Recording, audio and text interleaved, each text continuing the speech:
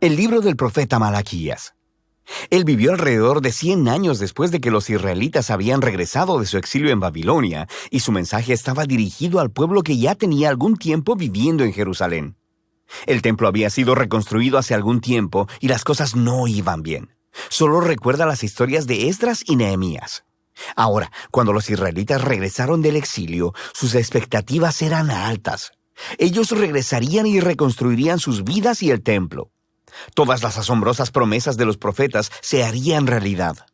El Mesías vendría y establecería el reino de Dios sobre un Israel unificado y sobre las naciones, y traería justicia y paz para todos. Pero eso no es lo que sucedió. Los israelitas que habían repoblado la ciudad demostraron ser tan infieles a Dios como sus ancestros, resultando en pobreza e injusticia. Así que en Malaquías descubrimos lo corrupta que se ha vuelto esta generación. El libro está diseñado como una serie de disputas, y la mayoría de las secciones comienzan con Dios diciendo algo, haciendo una declaración o acusación. Y luego Israel estaría en desacuerdo o cuestionaría la declaración de Dios, y luego Dios respondería y ofrecería la última palabra. Esto sucedió 6 veces. En las primeras 3 disputas, Dios expone la corrupción de Israel, y en las últimas 3 disputas, Él confronta su corrupción. Y la impresión general que obtienes de estos argumentos y disputas es que el exilio fundamentalmente no cambió nada en el pueblo. Los corazones de Israel están tan duros como siempre. La primera disputa empieza cuando Dios dice que todavía ama al pueblo de su pacto a pesar de sus fracasos. E Israel objeta de manera grosera, diciendo, ¿de qué manera nos has mostrado algún tipo de amor? Así que Dios les recuerda de cómo en su gracia eligió a la familia de Jacob, su ancestro, para convertirse en la portadora de las promesas del pacto de Dios en lugar de a la familia de Esaú, su hermano, quienes eventualmente quedaron en la ruina. Recuerda las historias de Génesis y el libro de Abdías. Así que desde esta primera disputa, Israel se expone como suspicaz, dudando del amor y la fidelidad de Dios. La segunda disputa expone un problema con el segundo templo de Israel. Dios acusa al pueblo de despreciar y de profanar el templo, y el pueblo refuta. ¿Cómo te hemos despreciado? Así que Dios responde enfocándose en el pueblo, en cómo traen ofrendas vergonzosamente patéticas con animales enfermos e impuros que muestran que no valoran ni honran a su Dios. Pero no es solo el pueblo, también los sacerdotes que administran el templo. No solo toleran, sino que participan en estas formas de adoración corrupta. Desde arriba hasta abajo, el pueblo de Dios ha demostrado ser infiel. En la tercera disputa, Dios acusa a los hombres israelitas de traición para con Dios y con sus esposas, lo que por supuesto ellos niegan.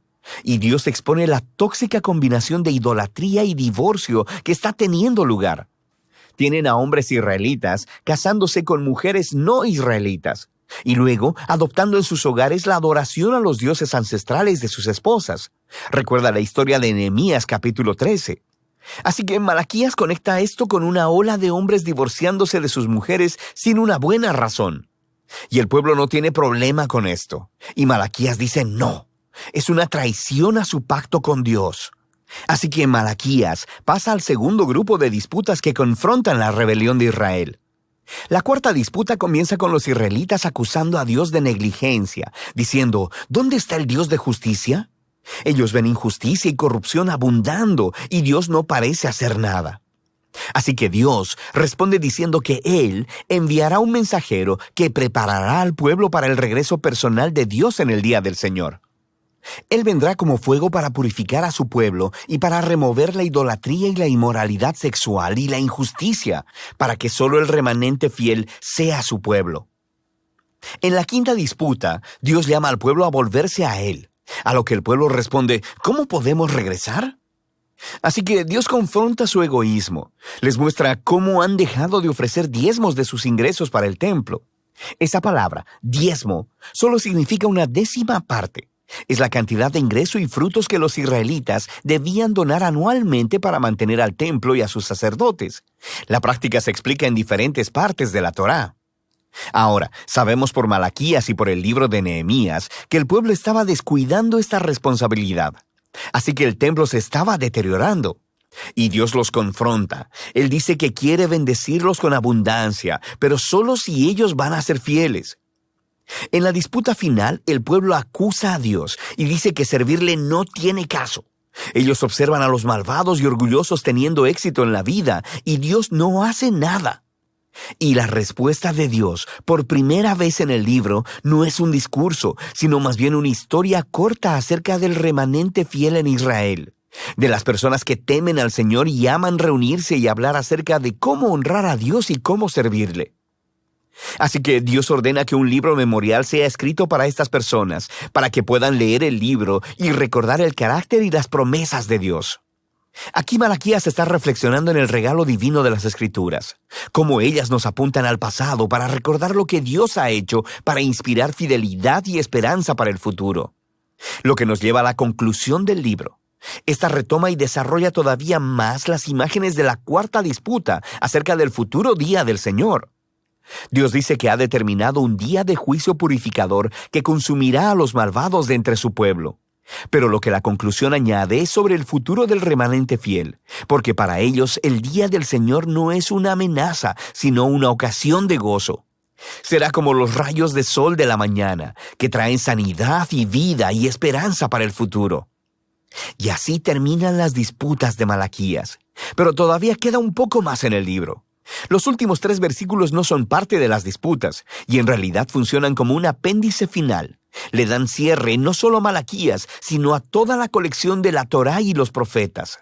Primero, el lector es llamado a recordar la ley o la Torá de mi siervo Moisés. Esto recuerda la historia y las leyes del pacto que encuentras en los primeros libros de la Biblia. Pero luego, escuchamos este resumen de los libros de los profetas. Yo les envío al profeta Elías antes que venga el día del Señor, quien restaurará los corazones del pueblo de Dios.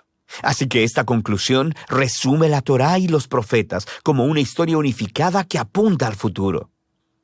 Israel fue redimido por Dios y luego lo traicionó por la rebelión y dureza de sus corazones, quebrantando las leyes de la Torá.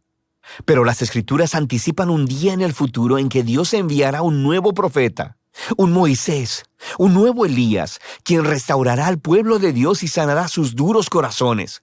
Recuerda todas las promesas de Deuteronomio y Jeremías y Ezequiel. Así que este apéndice final presenta las Escrituras como un regalo divino para leer, meditar y orar. Nos dicen la verdad acerca de la condición humana, acerca de nuestro egoísmo y pecado. Pero también anuncian la promesa de Dios de que un día Él enviará un mensajero y que luego Él se presentará personalmente para confrontar la maldad, para restaurar a su pueblo y para traer su justicia sanadora. Y de esta esperanza futura tratan Malaquías, la Torá y todos los profetas.